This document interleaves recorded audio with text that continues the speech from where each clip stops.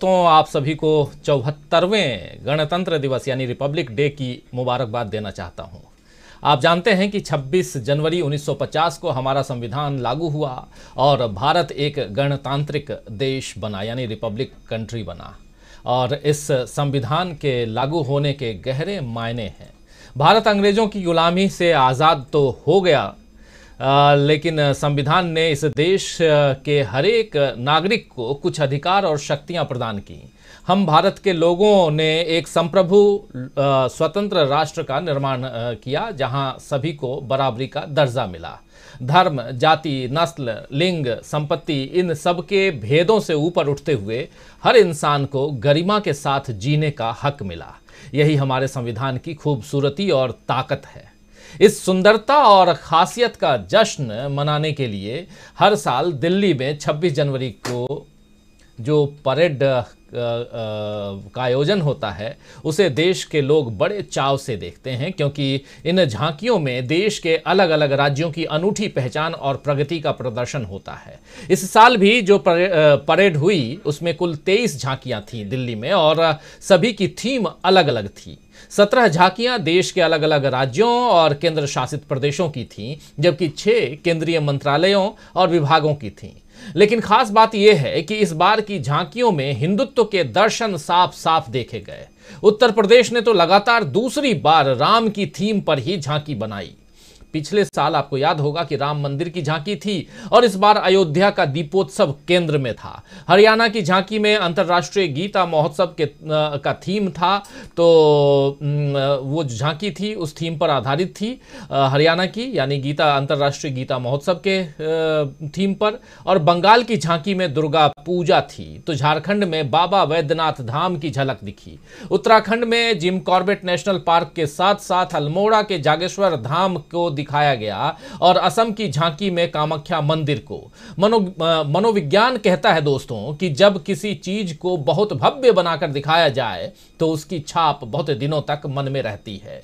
इन झांकियों में अलग अलग राज्यों के धार्मिक स्थलों को जिस भव्यता के साथ दिखाया गया है, तो ये तय मानिए कि इसका असर भी आवाम पर पड़ेगा ही। गणतंत्र दिवस की झांकियों में संविधान की भावना के मुताबिक अनेकता में एकता के दर्शन होने चाहिए थे, लेकिन यहाँ भारत के एक ही धर्म यानी हिंदुत्व का ही बोलबाला नजर आया।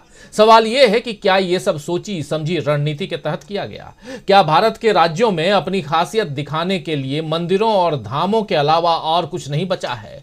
क्यों यहाँ की प्राकृतिक, सांस्कृतिक, भौगोलिक, सामाजिक विशेषताओं को नहीं दिखाया गया? और जब यह सवाल उठा है तो फिर भारत जोड़ो यात्रा का उद्देश्य ध्यान में आता है, जिसमें राहुल गांधी लगातार भारत को जोड़ने और भाईचारा फैलाने की बात कहते हैं।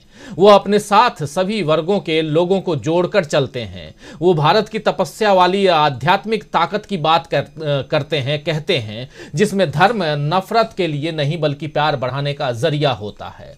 तो दोस्तों, राहुल गांधी लगातार नफरत के खिलाफ मोहब्बत का पैगाम दे रहे हैं और धर्म जो है उसको भी अलग अलग ढंग से परिभाषित करते हैं। इस देश के असली जो वासी हैं, यहाँ के निवासी हैं, उसकी बात भी करते हैं, वनवासी बनाम आदिवासी की बात भी करते हैं। लेकिन क्या कारण है कि कुछ थीम ऐसे होते हैं, कुछ चीज़ें ऐसी होती हैं जिस पर चर्चा होना लाजमी है, लेकिन चर्चा नहीं होती है।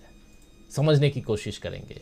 राहुल गांधी की बात भी सुनेंगे कि हालांकि पहले आप लोग सुन चुके हैं, लेकिन आज जब भारत जोड़ो यात्रा विराम पर है, आप सब जान रहे हैं, और अगले 4 दिनों में ये यात्रा तिरंगा फहराने के साथ खत्म भी हो जाएगी, या कहें तो एक नई यात्रा के रूप में इस देश को इंतजार रहेगा कि राहुल गांधी आगे क्या कुछ करने वाले हैं। हालांकि आज ही एक और यात्रा शुरू हुई है और जिस उद्देश्य को लेकर राहुल गांधी ने हजारों किलोमीटर की पदयात्रा की है, उसे पूरा होने में अभी वक्त लगेगा। कम से कम आज गणतंत्र दिवस की झांकियां देखकर तो दोस्तों ऐसा ही लगा। वैसे आज से प्रियंका गांधी के नेतृत्व में हाथ से हाथ जोड़ो अभियान की शुरुआत भी कांग्रेस ने कर दी है। इसमें राहुल गांधी का संदेश लेकर कांग्रेस कार्यकर्ता लाखों घरों तक जाएंगे और लोगों को फिर से कांग्रेस से जोड़ेंगे। यह अभियान 2024 और इस साल होने वाले चुनाव में काफी प्रभाव डाल सकता है। तो आइए दोस्तों, आज न्यूज पॉइंट में चर्चा करेंगे कि क्या बीजेपी अब गणतंत्र दिवस का भी इस्तेमाल हिंदुत्व के लिए या गणतंत्र दिवस का भी हिंदुत्व का मंच बनाएगी, इसको भी हिंदुत्व का मंच बनाएगी बीजेपी? क्या भारत की धर्मनिरपेक्षता के साथ समझौता हो गया है या हो रहा है? क्या कांग्रेस बीजेपी के मंसूबों को नाकाम करेगी? क्या कांग्रेस के हाथ से लोग जुड़ेंगे? जी हाँ, हाथ से मतलब हाथ से जोड़ो हाथ जो अभियान है, या कांग्रेस के हाथ यानी कि उसका जो चुनाव चिन्ह है, और संविधान को बचाएंगे? बहुत कुछ है, बहुत सारे सवाल हैं। इन सवालों का जवाब ढूंढने की आज कोशिश करते हैं हम।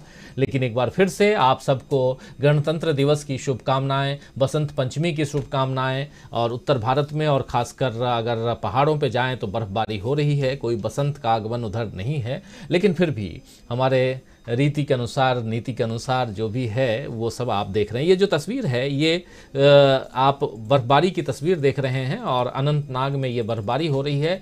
और थोड़ी देर पहले दिग्विजय सिंह, जी हाँ, कांग्रेस के नेता और जो आजकल काफ़ी चर्चा में हैं, अपने एक बयान से उन्होंने शेयर किया है कि यहीं से गुजरेगी ये यात्रा। तो जो तस्वीर आप देख रहे हैं कश्मीर की, अलग तस्वीरें आएंगी, लेकिन कश्मीर की भारत जोड़ो यात्रा की तस्वीरों से अलग जो दिल्ली की तस्वीर है, और उसमें जो झांकी दिखाई गई, उन झांकियों में 23 झांकियां, 23 में से 17 राज्य, 17 में से 15 ऐसे राज्य जिनमें जो थीम था वो कहीं ना कहीं मंदिर का था, हिंदुत्व का एजेंडा दिखाई दे रहा था या नहीं, ये समझने की हम कोशिश करते हैं। आइए हमारे साथ कुछ वरिष्ठ साथी जुड़े हुए हैं, उन सबसे आपका परिचय करवाऊं और आगे बढ़े हम इस कार्यक्रम में। हमारे साथ इस वक्त 5 वरिष्ठ साथी जुड़े हुए हैं हमारे साथ। सीधे इधर इंदौर से जुड़े हुए हमारे साथी प्रोफेसर माफ करें डॉक्टर प्रकाश हिंदुस्तानी जी। प्रकाश जी, आपका स्वागत करता हूं इस कार्यक्रम में। और उधर मुंबई से जुड़े हुए हैं धनंजय कुमार जी, हमारे साथी सीनियर जर्नलिस्ट। और इधर दिल्ली से जुड़े हुए हैं राहुल लाल जी, गाड़ी में हैं, कार में हैं, साफ दिख रहे हैं।